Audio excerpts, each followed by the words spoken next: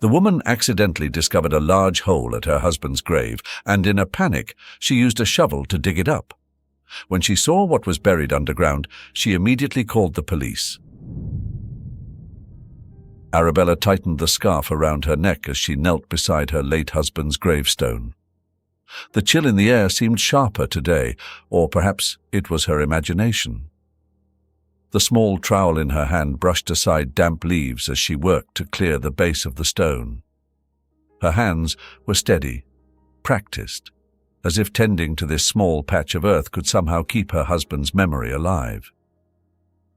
"I'm back, Thomas," she murmured, her voice soft but steady. "The garden's holding up well. I managed to keep the roses blooming just like you liked them."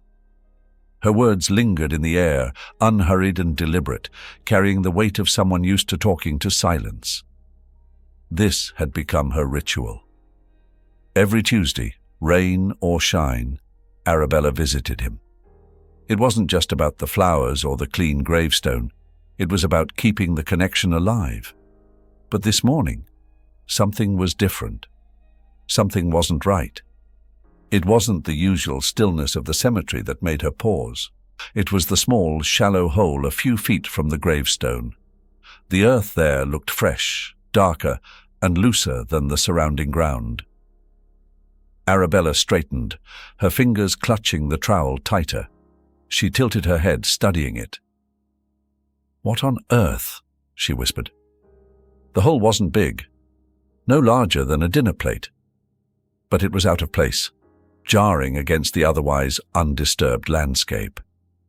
At first, Arabella thought of animals. Maybe a stray dog had wandered in and decided to dig here. That seemed logical enough, didn't it? But something about it didn't sit right. She stepped closer, nudging aside a few scattered leaves with the toe of her shoe. The edges of the hole were neat, almost deliberate, as though someone had taken care not to make a mess. Her stomach tightened at the thought. "Don't be ridiculous, Arabella," she muttered to herself. "It's just a dog, or maybe even a squirrel. There's no reason to let your imagination run wild." Still, she couldn't shake the unease prickling at the back of her neck. She crouched down for a better look, but she didn't dare dig any further. This wasn't the time for that. Not yet. She glanced around, her eyes scanning the empty rows of headstones.